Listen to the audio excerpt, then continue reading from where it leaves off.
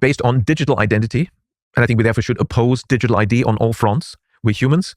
We're not digits. We have digits, 10 digits, okay? But, we should not subject ourselves to this regime where if you don't provide the right digital ID credentials, you're not accepted as a human and you don't have the human rights in reality. I mean, that's dehumanizing. We should reject it just on that principle, but there's many other reasons why we should reject it. It is the beginning of this control regime of a digital currency. Now, digital currency as such is not a bad thing, because for half a century we've been using bank digital currency, BDC we could call it, because the banking system has been digital, and most money is great about banks. It's digital money. We have been using decentralized bank digital money, and actually that's worked quite well. And the banks have never sold our personal transactions data to anyone.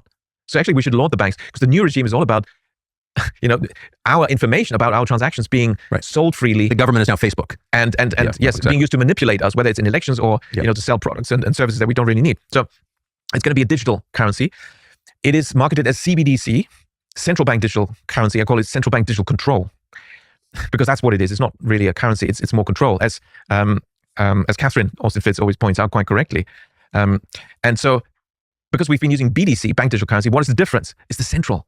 They tell us as justification, Christine Lagarde, that we need this because there's Bitcoin, we need digital central bank currency now as well. Well, the digital is not the new aspect. We have digital money. It's the central aspect that this is about. Because, and particularly if there's now another bout of inflation, and in some countries with the boom-bust cycles being arranged such that in Germany we're in a property bust now. There was the bubble arranged by the ECB from 2009 to 2022. Now property prices are steadily declining, putting banks slowly under more and more pressure. They were forced to do this by the ECB. It's the same game. It's the Bank of Japan's game, in Japan. And so banking crisis, of course, is ideal, and inflation to launch your CBDC. That's for Europe. In other countries, there may be slightly other rationales and justifications for introducing it. But a crisis, one way or another, is always good. A war, of course, is even better, because then it's just wartime direct diktats. You can't do anything. It's wartime. You have to accept whatever you're told.